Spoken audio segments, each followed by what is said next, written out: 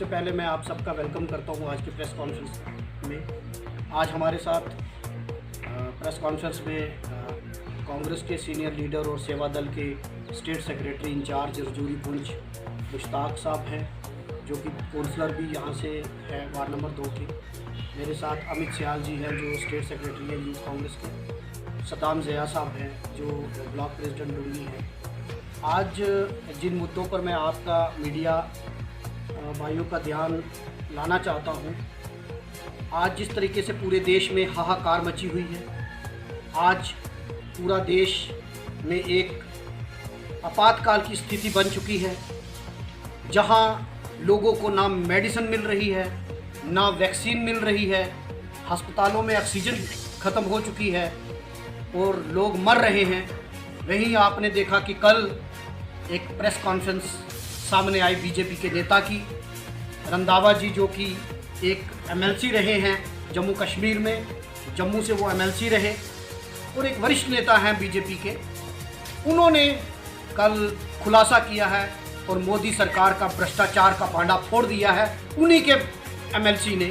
तो ये एक बड़ा संगीन मामला है जो मैं आपके सामने लाना चाहता हूँ और देश की जनता के सामने लाना चाहता हूँ। आज आपके माध्यम से मैं कुछ सवाल मोदी जी से करना चाहता हूं कि मोदी जी जब सत्ता में आए थे तो उन्होंने कहा था न मैं खाऊंगा और ना खाने दूंगा, लेकिन जब भी कांग्रेस भ्रष्टाचार की बात करती थी तो मोदी जी कहते थे ये तो कुछ नहीं, ये सिर्फ आरोप लगाते हैं। आज मैं पूछना चाहता हूं, आज मैं उनसे पूछना चाहता हूं मोदी जी से कि जो रंधावा जी ने उन पे आरोप लगाए, जतिंदर सिंह जी जो कि मिनिस्टर है, यूनियन मिनिस्टर हैं और वो भी पीएमओ ऑफिस के मिनिस्टर हैं, उन पर सीरियस एलिगेशन लगाए गए हैं कि वो भ्रष्टाचार में लिप्त हैं और उनके यहाँ एजेंट हैं जो भारत भूषण जी। और कल आपने विस्तार पूर्वक देखा कि किस तरीके से रो रो के रंधावा जी ने अपनी दुख और पीड़ा को बयान किया। उन्होंने अगर एक एमएलसी इस कगार पर आ गया कि वो अपने मरने और मारने की बातें करने लगा, तो आप सोचिए कि सिस्टम कितना धर्म भरम हो चुका है। इसलिए आज मोदी जी की भ्रष्टाचार का पोल खुल चुका है, क्योंकि उन्हें इस आपदा की घड़ी में भी भ्रष्टाचार ही करना है, उन्हें लोगों की फिक्र नहीं है। ये चीज़ रंधावा जी की प्रेस कॉन्फ्रेंस से साबित हो चुका है। आज उन्होंने कोई गोलमोल जवाब नहीं, उन्होंने बोला कि मैं अथॉरिटी के साथ ये बात कहता हूँ कि जतिंदर सिंह यहाँ भ्रष्टाचार कर रहा है और उसने स्टेट में दलाल रखे हुए। उन्होंने यहाँ तक भी बोला खुल्लम खुल्ला, उन्होंने तो जो एलजी इंतजामिया पे उस पर भी सवाल उठा दिए कि यहाँ भी जो ऑफिसर्स हैं वो भ्रष्ट हैं और सबको हफ्ता जाता है, चाहे नीचे से लेकर ऊपर तक। तो क्या इस पे हम आज यूथ कांग्रेस, सेवा दल, कांग्रेस पार्टी ये डिमांड करती है कि जतिंदर सिंह जी को रिज़ाइन करना चाहिए, क्योंकि एक एमएलसी जो पूर्व एमएलसी हैं वो एक अथॉरिटी है, वो वरिष्ठ नेता हैं बीजेपी के। ये कांग्रेस नहीं कह रही, ये वो लोग कह रहे हैं कि बीजेपी ने दलाल पैदा किए हैं भ्रष्टाचार करने के लिए। आज हम डिमांड करते हैं कि उन पर सीरियस एलिगेशन है, इसलिए उनको रिज़ाइन करना चाहिए मॉरल ग्राउंड पर और आके जवाब देना चाहिए। आज इस मंच से मैं एक बात कहना चाहूँगा कि हर मुद्दे पे बीजेपी के प्रधान श्री रविंद्र रैना जी आके हर चीज़ का क्रेडिट लेने की होड़ में लगे रहते हैं। कल से मैं देख रहा था कि उनका क्या बीजेपी के किसी नेता का, चाहे वो स्टेट में हो, चाहे वो सेंटर में हो, चाहे वो राजौरी में हो, किसी ने कोई बयान नहीं दिया।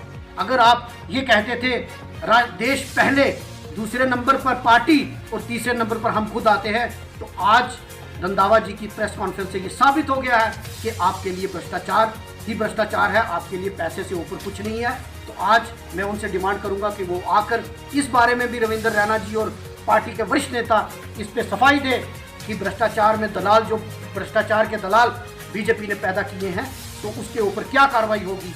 और एडमिनिस्ट्रेशन ने भी, मैं हैरान रहता हूं कि एलजी साहब ने भी अभी तक इसमें कोई संज्ञान लेकर ये नहीं बोला कि हम ये एलिगेशंस हैं, हम इस पर कार्रवाई करेंगे, जो भी डीएमओ उनके खिलाफ कार्रवाई करेंगे। माइनिंग का इतना करोड़ों का मामला है और उन्होंने सीधा बोला है कि जहां सरकार के खजाने में 400-500 करोड़ रुपया आना था, वहां सिर्फ 6 करोड़ आया है। तो सामने सामने वो बता रहे हैं कि भ्रष्टाचार हो रहा है, लेकिन इस पे कोई अभी तक कोई संज्ञान नहीं लिया गया।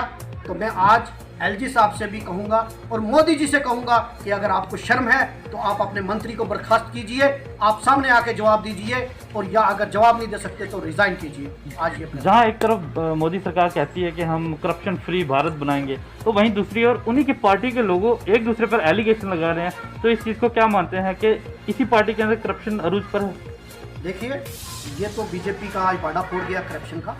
अब बीजेपी जुमलों की पार्टी है, झूठ की पार्टी है, ये आज सिद्ध हो चुका है। जो मोदी जी के खोखले नारे थे कि ना मैं खाऊंगा ना खाने दूंगा, आज वो सामने आ चुका है कि उन्हीं के वरिष्ठ नेता रंधावा, विक्रम रंधावा जी ने सामने रो रो के ये बात कही है कि मैं अपने आप को गोली मार दूंगा, मैं अपने आप को जला दूंगा। इतनी पीड़ा में वो इसलिए उन्होंने कहा कि यहाँ उन्होंने तो नाम लेकर, जतिंदर सिंह जी नाम लेकर उन्होंने कहा है कि उन्होंने यहाँ दलाल बिठाए हुए और उनको यहाँ से हिस्सा जाता है। डीएमओ ने ये बात कही है, डीएमओ ने ये बात, सचदेवा साहब ने ये बात कही है कि मुझे जतिंदर सिंह जी को पैसे देने पड़ते हैं, हर महीने हर हफ्ते के पैसे देने पड़ते हैं। अब ये भी सुनने में आ रहा है कि जतिंदर सिंह जो है 1 करोड़ रुपए का डिफेम कर रहे हैं, सूत्रों के हवाले से जो खबर आ रही है। क्या इस पर डिफेम होना चाहिए या कि सरकार को इसके ऊपर कुछ और कड़े कदम उठाने चाहिए? देखिए, मुझे अच्छा लगता कि अगर जतिंदर सिंह जी ये कहते कि इसकी एक इंक्वायरी कमेटी बनाई जाती है और इसकी इंक्वायरी होती। अगर एक व्यक्ति ये कह रहा है खुल्लम खुल्ला कि माइनिंग से सरकार को 600 करोड़ रुपया आना चाहिए था पिछले 2 साल 3 साल में, लेकिन आया कितना है?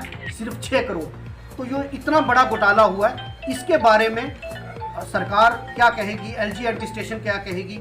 अगर बाकी पार्टीज का सिर्फ आप नोटिस 2 मिनट में दे देते थे, anti corruption bureau, Mehbooba Mufti जी के, मुफ्ती मोहम्मद सईद के जो वो मकबरा बनाया गया वहाँ, उसकी आप इन्वेस्टिगेशन करते थे, रविंद्र रैना जी करते थे, जो खाएगा उठा के जेलों में डाल देंगे। आज मैं पूछना चाहता हूँ रविंद्र रैना जी, आप कहाँ सोए पड़े थे? आज आप उस पर आपको आना चाहिए था सामने।